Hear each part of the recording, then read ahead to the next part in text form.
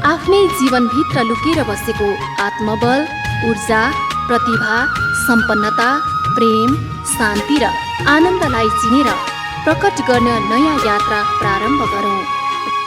जीवन विज्ञान, जीवन विज्ञान। कथाहरू आउँछन् कि ज्ञानका खोजीहरू,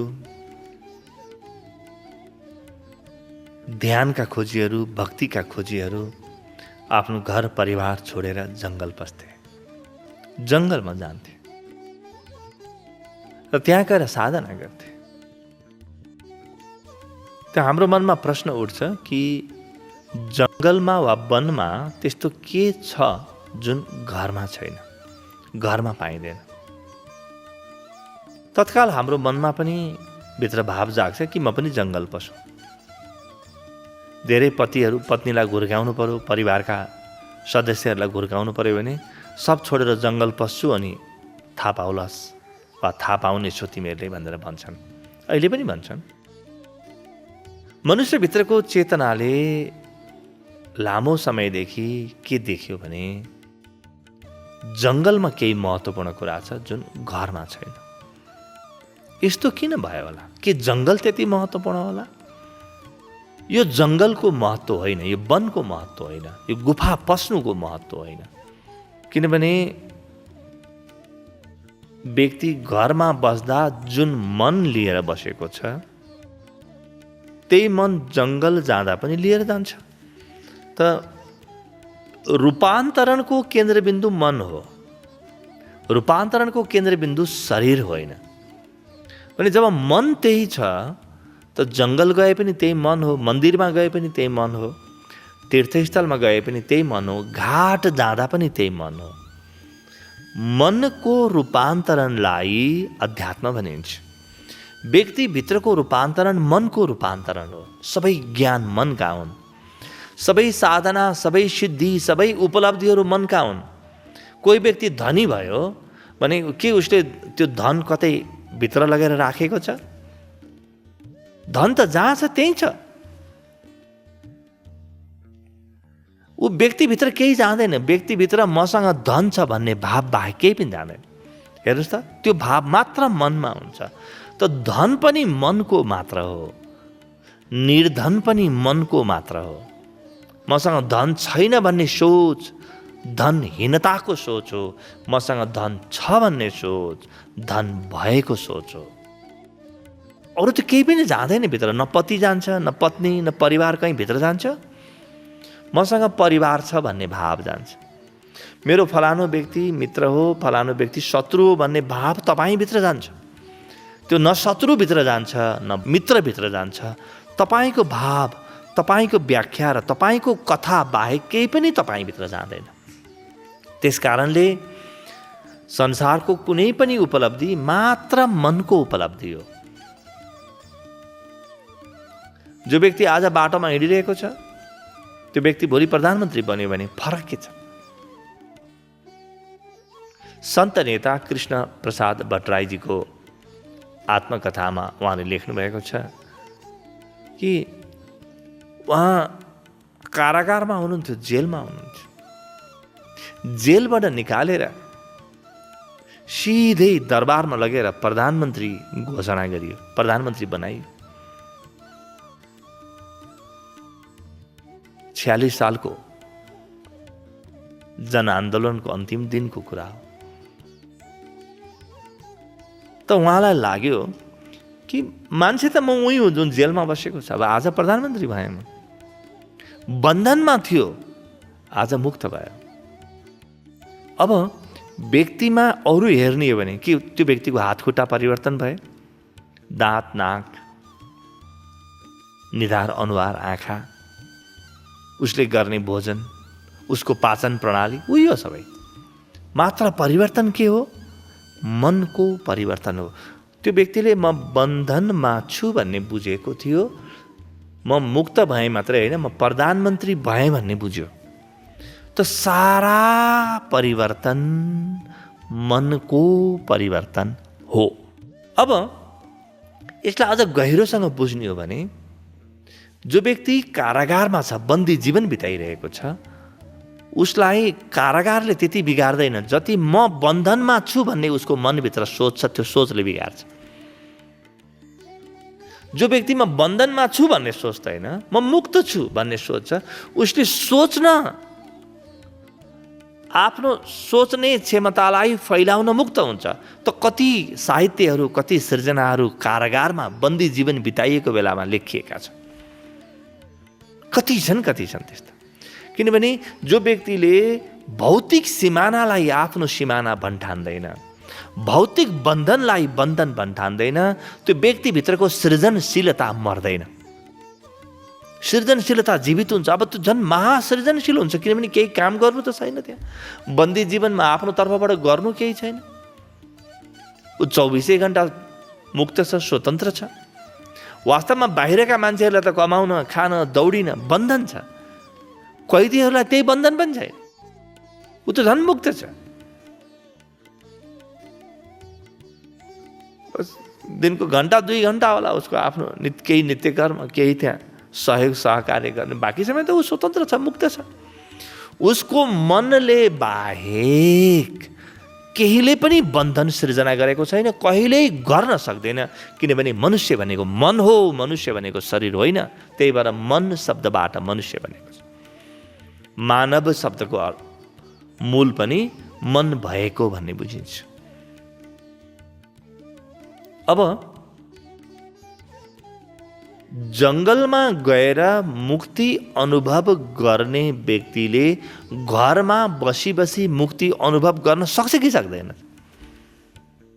अब बुझ्नु होला, या तपाईँले बुझिसक्नुभयो होला कि परिस्थितिले मुक्ति कहिले पनि दिन्न। बन्धनमा भएको व्यक्ति पनि स्वतन्त्र हुन सक्छ। खुला आकाशमा उडिरहेको व्यक्ति पनि आफूलाई बन्धनमा रहेको अनुभव गर्न सक्छ। मुक्ति मनको हो, बन्धन पनि मनको हो। त्यसकारणले जङ्गलले केही दिँदैन जुन दिने क्षमता तपाईँको घरले राख्दैन। तपाईँको घरले दिन सक्छ। त तपाईँ घरमा बस्दाखेरि, परिवारमा हुँदाखेरि, ओ मेरो परिवारले मलाई थिचेको छ, म यति व्यस्त छु, मलाई फुर्सदै छैन, कति दौडिनु भन्ने भावले तपाईँ घेरिनु भएको छ भने त्यो परिवार तपाईँको बन्धन भयो। तर तपाईँभित्र भाव के छ भने आहा, मलाई प्रेम गर्ने व्यक्तिको माझमा छु र यिनलाई म सेवा गरिरहेको छु, यिनले मेरो सेवा गरिरहेका छन् भन्ने भाव भयो भने तपाईँको मुक्ति कसले रोक्छ ल भन्नुहोस् त? कसले रोक्छ? तपाईँ जङ्गल जानुभयो, वन पस्नुभयो, त्यहाँ त तपाईँले दाउरा आफै खोज्नु पर्यो, खाना आफै पकाउनु पर्यो, खानाको व्यवस्था पनि आफै गर्नु पर्यो, फलफुल कन्दमूल खाने हो भने पनि त्यसलाई टिपेर ल्याउनु पर्यो, जङ्गली जनावरलाई तपाईँले सामना गर्नु पर्यो। कति धेरै बन्धन छन् विचार गर्नुहोस् त।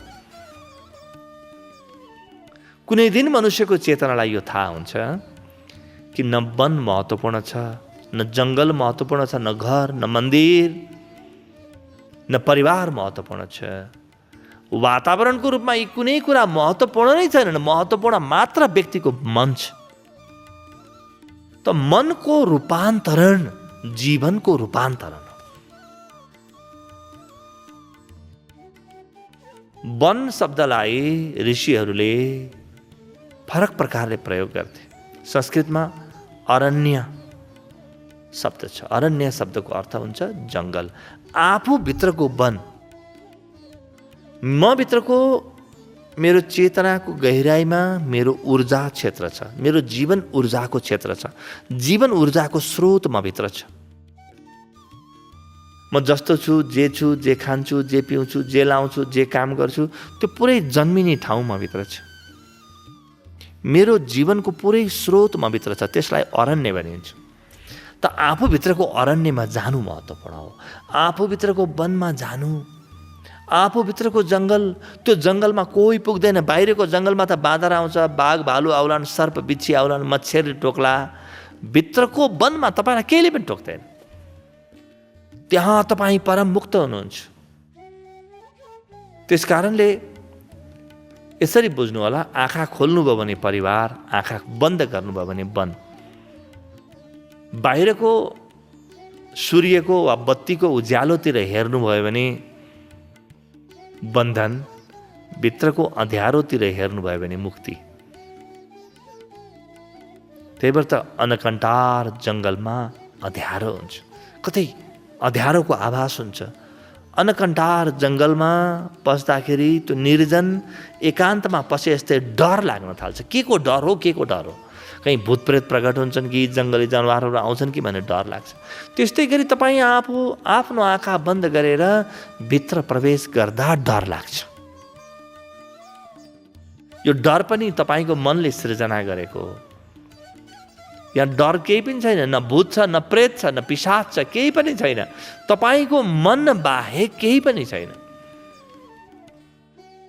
तपाईँको मनले भूतप्रेत छ भन्न ठान्नुभयो भने भूतप्रेतको डर लाग्छ। भूतप्रेत छैन भन्ने ठान्नुभयो भने भूतप्रेतको डर लाग्दैन। त्यसकारणले तपाईँको मनको निर्माण हुन् सबै कुराहरू। अझ भित्र तपाईँको मनभित्र जानुभयो भने तपाईँको जीवन ऊर्जाको स्रोत फेला पार्नुहुन्छ। त्यो तपाईँको अन्तसको गहिराई हो।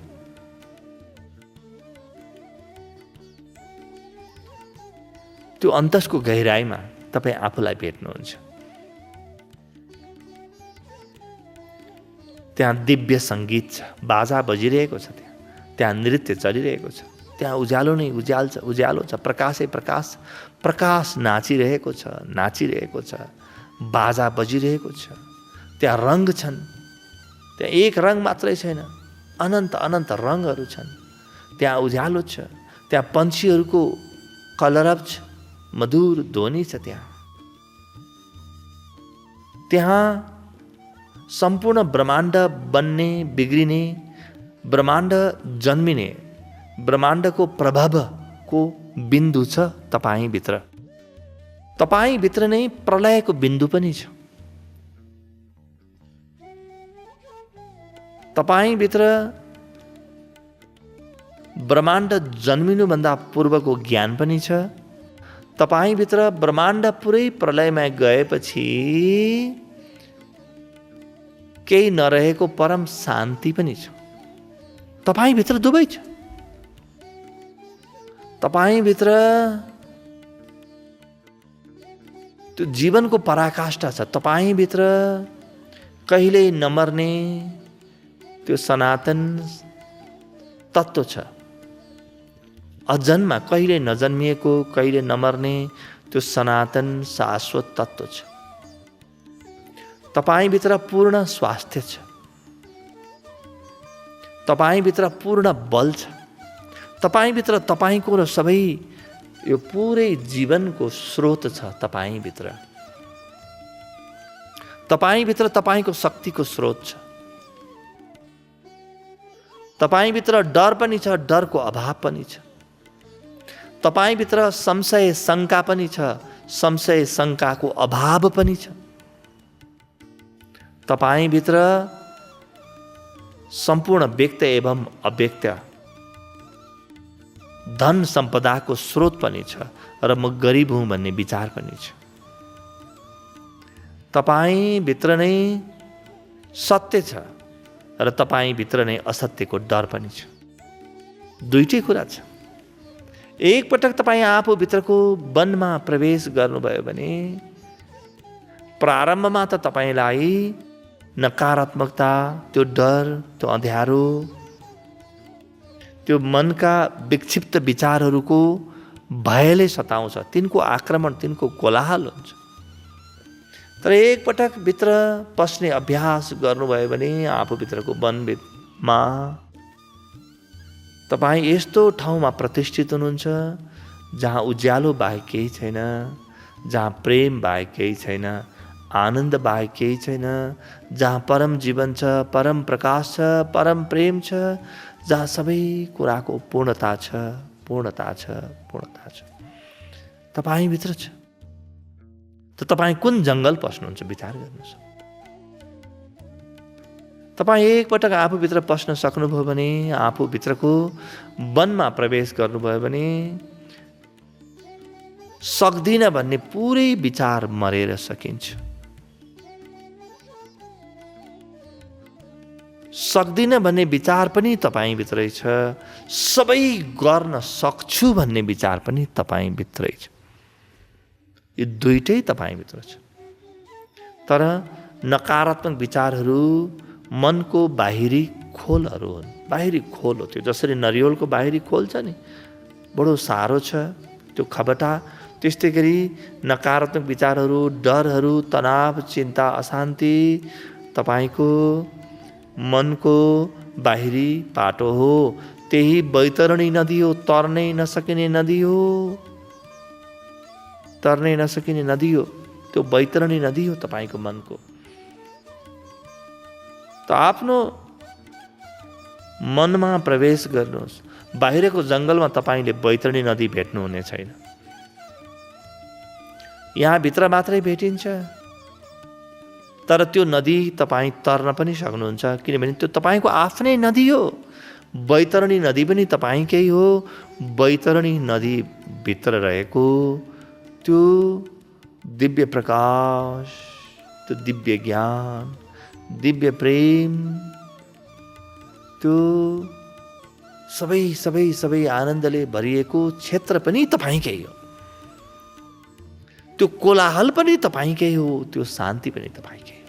एकपटक तपाईँभित्र प्रवेश गर्नुभयो भने सारा कोलाहल, सारा डर, सारा तनाव बाहिर रहेछन्। भित्र त म परम शान्त रहेछु, परम शून्य रहेछु। भित्र त मलाई सबै थाहा रहेछ, मलाई थाहा नभएको केही पनि रहेनछ। सबै ज्ञानले म सुसज्जित रहेछु भन्ने थाहा हुन्छ। सम्पूर्ण ज्ञान तपाईँकै हो, सम्पूर्ण प्रेम तपाईँकै। तपाईँ आफूभित्र प्रवेश गर्नुभयो भने तपाईँ ब्रह्माण्डको मालिकसँग आँखा जुदाउनुहुन्छ र तपाईँ पाउनुहुन्छ कि त्यो ब्रह्माण्डको मालिक र तपाईँ एक हो। बाहिर तपाईँ प्रतिस्पर्धा गर्नुपर्छ, भित्र कोसँग प्रतिस्पर्धा गर्नुहुन्छ? भित्र त कोही छैन। तपाईँ हरेक समस्याबाट मुक्त हुनुहुन्छ। मनको बाहिरी खोलसम्म तपाईँको डिप्रेसन, तपाईँको तनाव, तपाईँको चिन्ता, अशान्ति, तपाईँका आत्तिने समस्याहरू, एङ्जाइटीहरू पुग्छन्।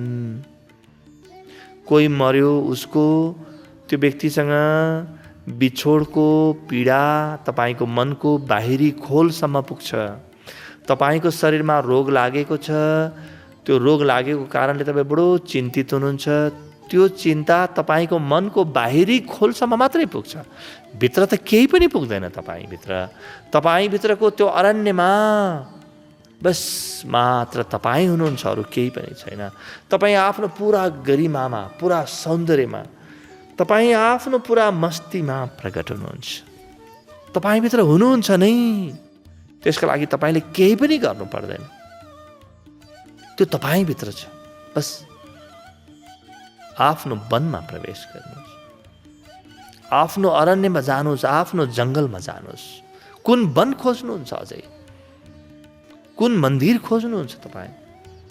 कुन पूजागृह खोज्दै हिँड्नुहुन्छ? कहाँ जानुहुन्छ तपाईँ? कहाँ भड्किनुहुन्छ? त्यहाँ जानुहोस् जहाँ कुनै पनि प्रकारको भड्कन छैन। तपाईँ मात्रै हुनुहुन्छ त कोसँग भड्किनुहुन्छ? अब सारा ब्रह्माण्ड तपाईँभित्रै छ। तपाईँबाट अलग कोही पनि छैन। जसलाई तपाईँले आफ्नो शत्रु मान्नुहुन्थ्यो, ऊ तपाईँकै हृदयको अङ्ग हो। जसलाई तपाईँले परको मान्नुहुन्थ्यो, ऊ परको होइन वरको हो। तपाईँ आफूभित्र गएर हेर्नुहोस् त। जेलाई तपाईँले असफलता भन्नुहुन्थ्यो, त्यो असफलता भन्ने केही पनि छैन। जेलाई तपाईँले अशान्ति भन्नुहुन्थ्यो, त्यो अशान्ति केही पनि छैन। जेलाई तपाईँले म केही गर्न सकिनँ भन्ठान्नुहुन्थ्यो, तपाईँ सबै गर्न सक्ने सम्भावना अझै पनि जीवितै छ, जिउँदैछ। त्यो पूर्णता तपाईँभित्र छ, त्यो पूर्णता तपाईँभित्रै छ, त्यो तपाईँ नै हो।